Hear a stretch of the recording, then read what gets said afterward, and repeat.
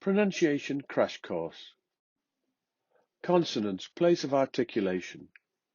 In order to form consonants, the airstream must be obstructed in some way. Consonants can be classified according to the place and manner of this obstruction.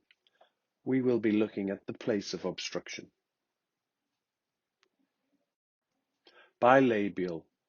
Formed with the two lips together, as in the first and last sounds in pop, bob, and mum. Labiodental. Formed by contact between the lower lip and the upper front teeth. For example, the first and last sounds in fluff and valve. Dental. Formed by contact between the tongue tip or blade and the upper front teeth. For example, the first and last sounds in 13th and the first sound in the word though and the last sound in loathe. Alveolar. Formed when the tongue tip or blade touches or gets close to the alveolar ridge, as in the first and last sounds in these words: tight, dead, nine, sauce, zoos, and lull. Palatoalveolar. Formed when the tongue blade touches or is close to the back of the alveolar ridge. The first and last sounds in the word shush, the first sound in genre and the last in luge, and the first and last sounds in church and judge. Postalveolar.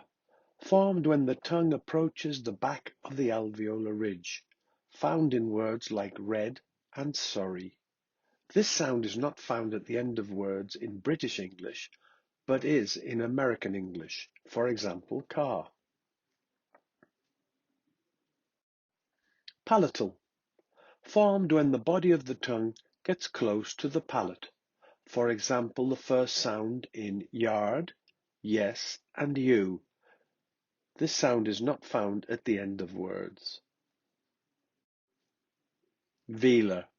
Formed when the back of the tongue presses against the soft palate. For example, the first and last sounds in kick and gag, and the last sound in hang.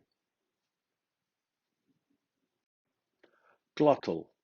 A voiceless fricative sound made by the noise of air passing through the glottis and the vocal tract.